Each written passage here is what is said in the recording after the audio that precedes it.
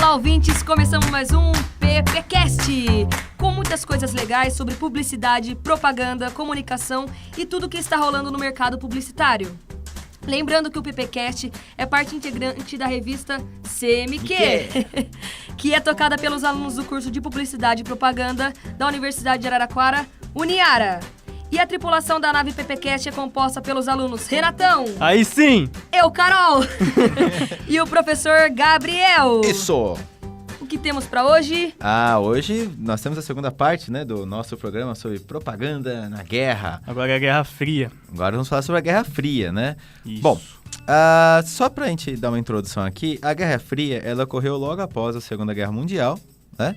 Depois que os aliados venceram, né? Foram assinados lá os acordos, os tratados, enfim. A Guerra Fria ela teve início em 1945 e ela foi até em 1991, né? Ela basicamente ocorreu entre os Estados Unidos, né? Contra a União Soviética. Que seja o capitalismo, exatamente, Renatão, contra a União Soviética, que é o comunismo, ou seja, dois regimes, né, de ideologias e formas diferentes de pensar. Modelos econômicos também, né? Modelos econômicos, isso, que lutavam aí no mundo, né, em angariar novos países no mundo para ver qual regime era o melhor. E dentro disso aconteceu muita coisa na Guerra Fria, né? Primeiro que foi uma guerra muito diferente, né, da Segunda Guerra Mundial, onde não se tinha, não foi utilizado armas, né, ou seja, né, teoricamente não houve nenhum uso de armas, apenas a arma ideológica, né, ou da comunicação, né, mas muitas coisas ocorreram. Bom, se a gente for pegar aqui, pelo menos algumas coisas importantes, né, nessa indústria cultural, ou seja, né, onde o que mostrava mesmo era ideologia ou, né, a ideia era fazer com que as pessoas acreditassem num regime ou em outro melhor, né? A gente tem aqui um autor bem interessante que ele chama Douglas Kellner. Na verdade ele é um filósofo, né, ele é acadêmico, professor tal, da Universidade de Califórnia, ele é norte-americano e ele lançou um livro, que esse livro ele já faz um tempo que foi lançado, mas está esgotado, se não me engano, foi 2008, né? Está esgotado, mas ainda consegue encontrar, talvez, na internet por aí. Chamado Cultura da Mídia. Então, ele vai falar um pouquinho sobre a indústria cultural, né? E as formas de dominação dessa cultura. Que é um pouco do que nós vamos falar hoje, né, Renatão? É isso Inclusive, mesmo. eu acho que você já separou até alguns filmes que trabalham muito bem essa ideia da ideologia, né? É isso aí, é um PP Dicas que eu vou fazer. Hoje a gente não vai ter os quadros do Eito, do PP Dicas, mas a gente vai dar muitas dicas ao longo do programa. Muitas dicas de muitos filmes muito bons que foram feitos nessa época e mostram muito bem como é esse tipo de ideologia. Pode falar? Pode Beleza. falar. Eu vou começar falando do filme Rocky 4, que, por exemplo, não teve um confronto entre Estados Unidos e União Soviética na área dos esportes, porque os Estados Unidos boicotou nas Olimpíadas de Moscou e a União Soviética boicotou quando teve nos Estados Unidos. Então, o filme Rocky 4 seria tipo esse embate que seria, e ele é todo construído pelos americanos, que o soviético é anabolizante.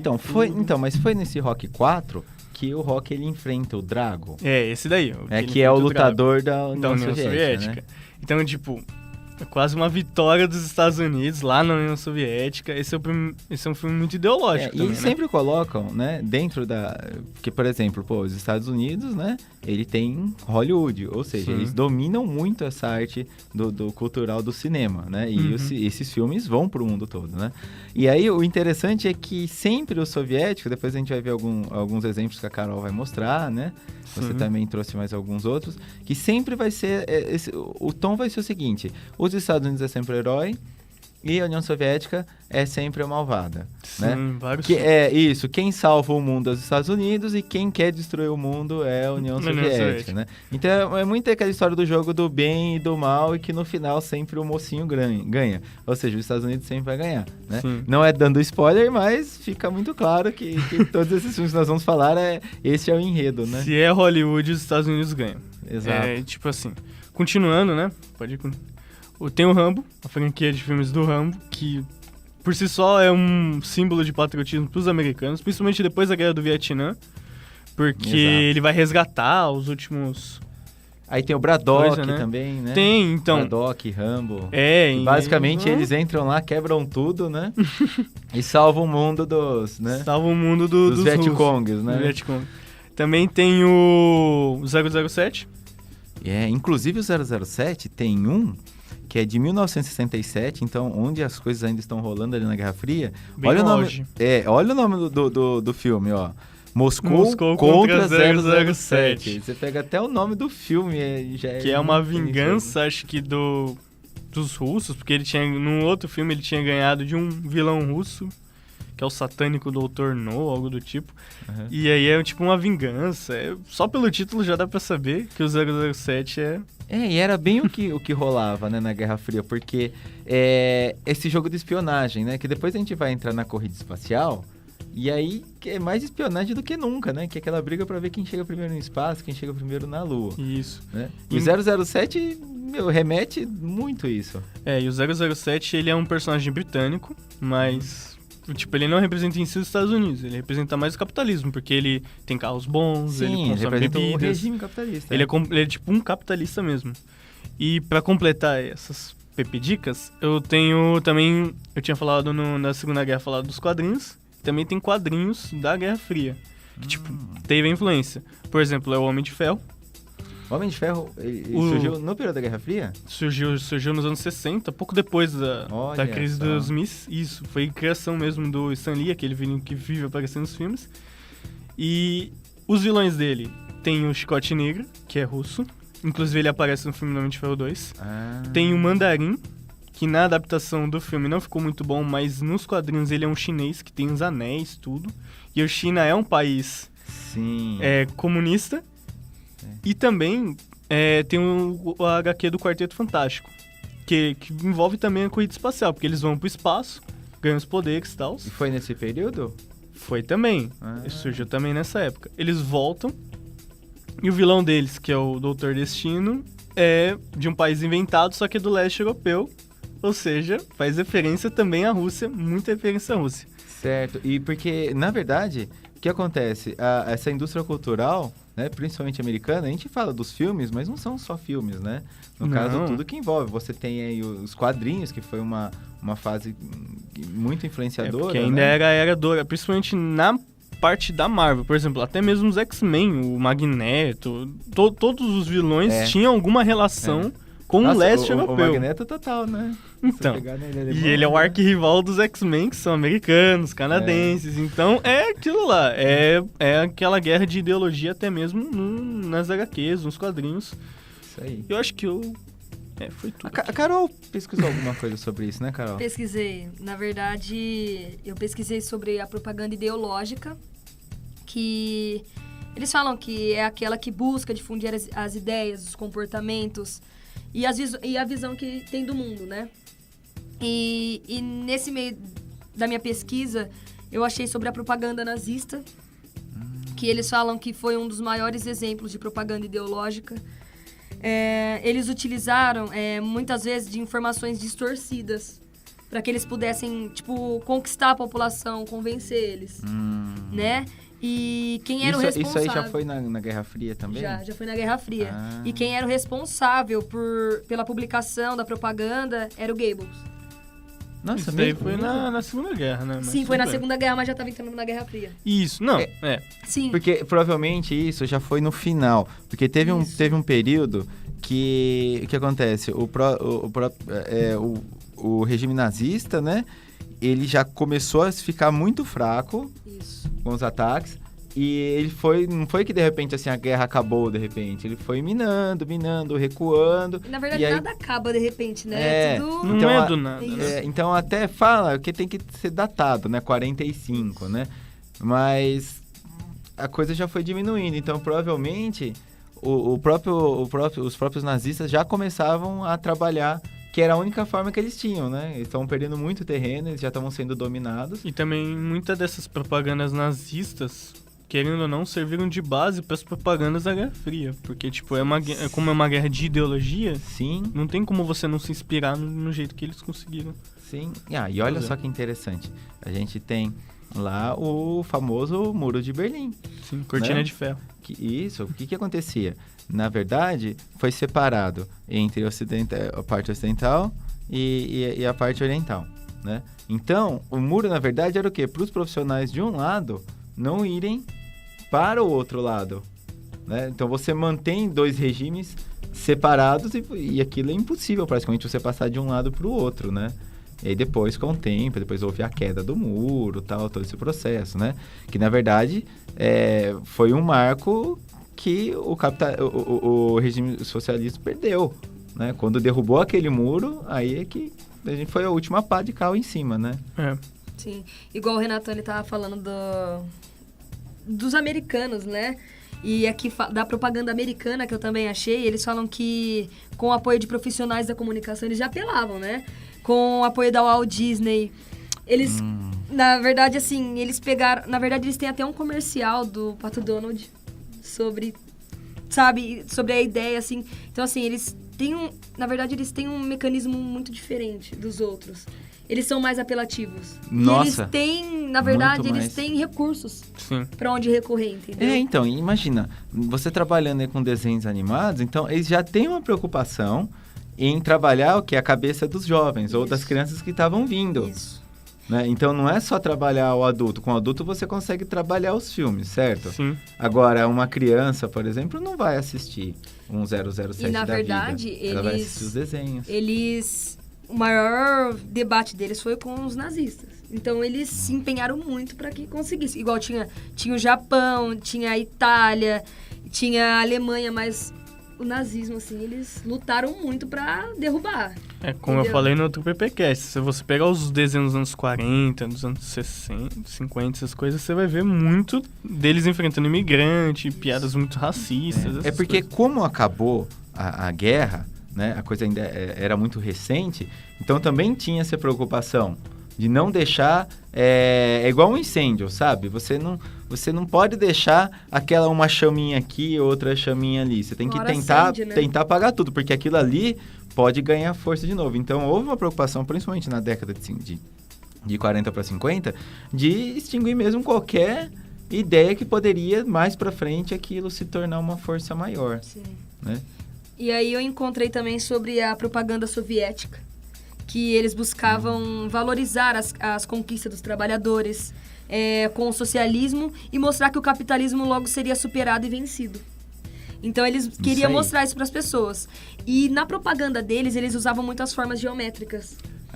Se você pegar para ver assim, era tudo tipo com triângulo, retângulo, era tudo bem usado. O construtivismo russo. Isso, e eles usavam muito cores intensas, assim, para que desse um impacto nas pessoas. São as cores nacionais, né? Isso. Principalmente o vermelho. O vermelho, né? o preto, né? Não, o vermelho e o amarelo mais, né?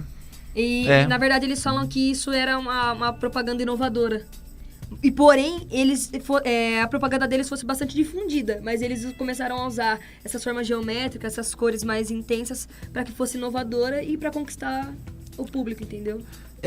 Que de novo, né, era a história de você não pode... que nós já conversamos aqui, né, igual na história da propaganda da Segunda Guerra, né? É muito mais fácil você convencer o público a ter uma determinada ideia sobre o regime, né? Do que você obrigar. Sim. Né? Porque se você obrigar, aquilo pode ter uma revolta. Agora, se você convence, a pessoa, ela acredita naquilo e ela vai lutar por aquilo e vai fazer com que outras pessoas também acreditem, né? Que, na verdade, é o que a propaganda fez em todo esse período aí, né? Aí, quando a gente tem depois sobre a corrida espacial, que ela começou, né? Logo após, mas os primeiros resultados, vamos dizer assim, até notei aqui algumas datas. Lógico, a corrida entre, principalmente, Estados Unidos e União Soviética, porque a primeira ideia era para quem conseguisse chegar primeiro no espaço, né? Que era para ver quem... Era uma forma de você mostrar qual regime era melhor, ou o melhor aparelhado, tecnologicamente e tal, enfim, né? Por isso chamou corrida espacial mesmo. Em 57, a União Soviética conseguiu colocar um primeiro satélite em órbita, que foi o Sputnik. Isso. Aí, depois de 3 meses, os Estados Unidos também colocaram um satélite deles, né? Depois, em 61, a União Soviética levou o primeiro homem ao espaço, 61, cara, que foi o Yuri Gagarin. É. E em 60... depois de 2 semanas, depois de 3 semanas, os Estados Unidos conseguiu. Tipo assim, as coisas foram muito próximas, né? Depois, em 69, aí sim os Estados Unidos conseguiram colocar o primeiro homem pisando na Lua, né? Que foi o Neil Armstrong. E em 75, as duas... tanto o soviético como os Estados Unidos eles trabalhavam juntos, né? Para conseguir mais avanços espaciais. E aí, em 91, terminou aí a Guerra Fria, né? Mas houve uma corrida muito insana, né? Colocaram até... os soviéticos também foram os primeiros a enviar um ser vivo pro espaço. Foi a cachorrinha Laika. Tadinha, que ela morreu depois, né? É igual aquela corrida maluca, né? A corrida maluca. É muito maluca mesmo, né? E resultou 3-1 na União Soviética, né? Então. E aqui é uma coisa... né? Isso aí, às vezes, a gente não vê muito em livros de histórias, né? Mas nessa corrida, porque foram feitos muitos testes até mandar o homem para a Lua, né? Muitas naves explodiram, principalmente em testes. Então, muitos astronautas, pilotos morreram. Teve muito gasto também. Gastos absurdos. Astronômico. Né? Depois, para você ter uma ideia, que a União Soviética conseguiu levar o homem para a Lua, por espaço, né? Houve o próprio... eu não me lembro exatamente quem que era o presidente dos Estados Unidos na época, mas eles investiram em um projeto muito grande para fazer isso, para conseguir levar o homem para a Lua, porque eles ficaram moralmente muito abatidos. Porque já era a terceira derrota. Já era a terceira derrota, e era questão de honra, né? E nos filmes a gente só vê o negócio do homem no espaço. A gente não vê esses 3 acontecimentos. É muito raro você ver alguém falar do Sputnik, da Laika. Acho que tanto quanto a nossa influência, né? E aí, a gente teve vários filmes, né? Depois que os Estados Unidos, principalmente depois que os Estados Unidos conseguiu colocar o homem no espaço, aí surgiram uma série de filmes muito forte falando sobre isso. Né? Então você tem os Apolos da vida, você tem, entre outros, né? Que vai sempre ressaltar essa aventura americana, vamos dizer assim, né? De conquista, né? Carol, viu mais alguma coisa? Eu vi mais isso, vi sobre uns filmes também. Vi um filme lá, que até eu conversei com o Renatão, ele me ajudou, que é da Intriga Internacional, que aí eu assisti... o filme chama Intriga Internacional? Isso. E ele fala sobre a espionagem na época da Guerra Fria, assim. É muito massa. Eu peguei e assisti, depois que o Renatão me passou. Então é muito legal. Outro PP Dicas aí. Ficou PP Dicas. Se quiser assistir também. E na verdade eu não sou muito fã de filme de guerra. Particularmente, eu não gosto. Eu sofria muito com isso na escola, assim. Na aula de história, assim, pra mim era um saco. Mas é muito legal. Porque é a parte mais de espionagem, não isso. Então é muito massa você assistir assim. Fica a dica aí. Muito bem. Renato, você viu alguma coisa? Não, eu vi só aquilo lá mesmo. Tá certo. Se você... Tem uma dica, eu não trouxe todos os nomes aqui, né? Mas se vocês entrarem no Google e digitarem assim, filmes... Guerra Fria, por exemplo. Vai aparecer várias listas. Os 10 filmes que vão falar sobre Guerra Fria, os 5.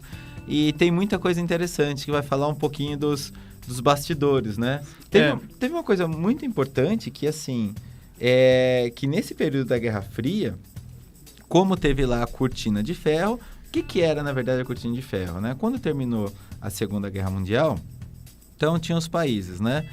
Que os aliados, né? Até onde as tropas tinham avançado, né? E os países também do eixo, né? Onde tinham avançado principalmente ali do lado ocidental. Basicamente, ficou aquela briga entre os países, começaram a brigar, entre aspas, ideologicamente, né? Para pegarem os países menores, né? E esses países aceitarem os seus regimes, ou socialista ou capitalista. Né? Então, dentro disso, o único país aqui da América no regime comunista foi Cuba. Cuba é um lugar muito importante estrategicamente para você atacar, por exemplo, os Estados Unidos. Porque a distância dela para a Flórida, que é a parte mais importante dos Estados Unidos, acho que como daqui até São Paulo, mais ou menos, só que no mar. Sim, e assim, na Flórida era onde aconteciam os lançamentos, onde estava tudo ali que os Estados Unidos tinha de pesquisa, né? Sim, era o sim. centro deles ali Foi daí que surgiu a NASA, né? Depois Sim. nesses estudos aí, né? Pode falar. Inclusive, você estava falando, não sei se você vai falar, que teve a crise dos mísseis em Cuba. Isso. Inclusive tem até filme. Eu esqueci o nome do filme, eu ia indicar, mas eu esqueci o nome. Que, por exemplo, resumindo a crise dos mísseis. Os Estados Unidos, ele tinha os países na Europa aliados. Ele colocava uma base militar lá, apontando o míssil para a União Soviética. A União Soviética tentou colocar em Cuba. E aí teve toda aquela... E aí teve um Tensão. problemaço, porque Cuba sendo do mesmo regime, tudo bem, aceitou. Mas só que É. quando começaram a chegar os As mísseis, instalações. as instalações, Nossa. nossa, os Estados Unidos falaram, não, nem a pau. Por Foi- quê? Imagina, se acontecesse alguma coisa, aí os Estados Unidos pegou, fez o bloqueio naval, colocou Sim. uma série de aviões lá também, porta-aviões, né, tal, navios, todos apontados para Cuba, e ficou aquela, olha, Foi. se vocês produzirem, a gente vai atacar. E aí ficou um clima muito pesado no mundo todo, que poderia ser a Terceira Guerra Mundial. É, porque os Estados Unidos, ele mesmo, ele nunca teve uma guerra, assim, tipo, internacional de algum inimigo atacando os Estados Unidos. Os Estados Unidos É. sempre atacou. Até porque E- pela posição geográfica dele, né? É, Favoreceu até na Segunda por Guerra. exemplo, tudo, né? o mais próximo de um ataque foi na base de Pearl Harbor. Sim, que é distante. Foi... Porque quem foi muito atacado mesmo foi a Inglaterra, ou os países da Europa, né? É, Você foi pega muito Inglaterra, bombardeada, França, na Segunda França Guerra foi foram tomada. muito tomadas. E nessa crise, e, tipo, o medo que eles tinham, porque Cuba é muito perto. Se você pegar no mapa, é muito perto mesmo. E nessa época teve um embargo. Eu vou... É porque eu esqueci o nome, senão eu ia indicar. Mas ele não é da época da Guerra Fria, ele é depois. É legal ver os filmes na época da Guerra Fria pra você ver esse embate ideológico mesmo. Porque depois fica aquele negócio da história, mas... Pra lembrar, mas... É legal o pessoal pesquisar filmes que foram feitos durante a Porque época as da Guerra coisas estavam Fria. acontecendo ainda. É, porque aí você vai ver mesmo como era o pensamento dos americanos na época. Porque demorou pra acabar, né? Aquilo que você falou. É tudo bem lento, na verdade, né? Uhum. E vai acabando aos poucos, não é tudo de uma vez que se encerra. De 45 até 91, são muitos anos Aconteceu aí. muita as coisa. coisas acontecendo, né? E aí é lógico que essa parte cultural, ela é muito forte. E ela pega muito em cima. Bom, enquanto a gente falou, a gente comentou sobre a Guerra Fria, vocês podem perceber que tem várias cenas aqui passando dos filmes que nós comentamos, né? Sim. Algumas coisas assim, para vocês só entenderem de como era mesmo o sangue nos olhos, né? Nessa parte cultural, né? E no final das contas, né? A indústria cultural, quando a gente diz americana, né? Que acabam até hoje dominando e mandando, eles são Influencia subsidiados bastante. também pelo governo, então vocês podem perceber que a maioria dos filmes sempre vai ter lá uma bandeirinha americana, sempre vai ter lá alguma coisa. Porque Sim. é o próprio financiamento, né, do próprio governo, né, americano, então você tem que ter uma contrapartida quando você produz isso, né? E detalhe, vai para o mundo todo.